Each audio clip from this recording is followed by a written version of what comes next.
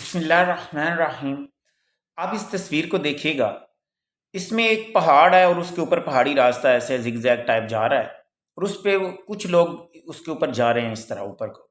یاد رکھ لیں یہ کمال موٹیویشن کی ایک تصویر ہے، یہ زندگی کی علامت کے طور پر زندگی کا جو راستہ ہے یہ اونچائی کی جانب ہے۔ پہاڑ کس چیز کی جانب؟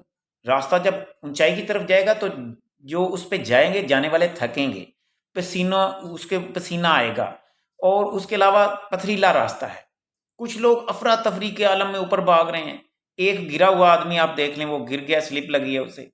اچھا، ان سب کے ساتھ ایک پیچھے سب سے جو دیکھیے گا، یہ بندہ ہاتھ میں ایک پھول پکڑا ہوا ہے، بڑے ریلیکس موڈ کے ساتھ خوشبو کو اس طرح محسوس کرتے ہوئے آگے بڑھ رہا ہے، پرسکون ہے۔ اور باقی پریشان حال ہیں اور افراتفری کا اور بے چین، اور اس طرح زندگی کے اس راستے میں، زندگی کے اس پتھریلے راستے میں جو بڑی بلندی تک جاتا ہے، آپ کو بڑی مشکلوں کا سامنا کرنا پڑ سکتا ہے، آپ تھکیں گے، پسینہ کچھ بھی ہے، لیکن یاد رکھیں صبر کے ساتھ، استقامت کے ساتھ، سکون کے ساتھ، ہمت کے اور حوصلے کے ساتھ اگر آپ چلیں گے تو آپ کو کسی قسم کی زحمت اٹھانی نہیں پڑے گی۔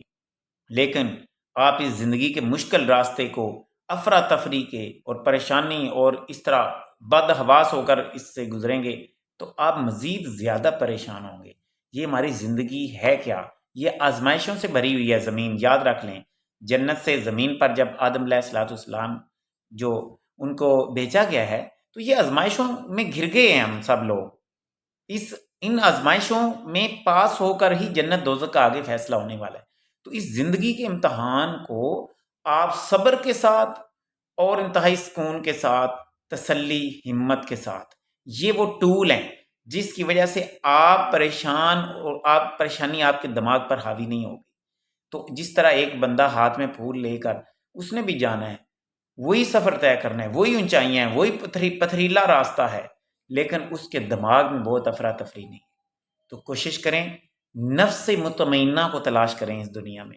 بہت افراتفری میں اس زندگی کو گزارنے سے اور بہت پریشانیوں کو ذہن پہ حاوی کر لینے سے یہ پریشانیاں کم نہیں ہوں گی، راستہ کم نہیں ہو جائے گا۔ یہ اس راستے سے گزرنا ہی پڑے گا، ہمیں پریشانیوں کا سامنا کرنا ہی پڑے گا، کیوں نہ حوصلے کے ساتھ اور صبر کے ساتھ۔ قرآن پاک میں متعدد دفعہ، 100 سے زیادہ دفعہ صبر کا ذکر ہے۔ تو صبر کے ساتھ اگر آپ جائیں گے تو یہ آپ ذہنی طور پر بھی سکون محسوس کریں گے اور پریشانی کے آنے سے پریشان نہیں ہوں گے، آپ ہمت سے کام لیں گے۔ وش you best of look.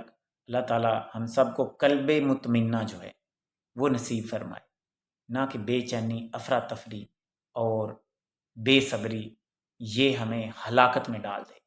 Wish you best of لک۔ اللہ حافظ۔ عرفان فانی کو اجازت دیجیے۔ کمنٹ سیکشن میں اپنی رائے کا اظہار ضرور کیجیے گا۔ ملتے ہیں نیکسٹ موٹیویشنل کسی فوٹو کے ساتھ۔ Wish you best of look.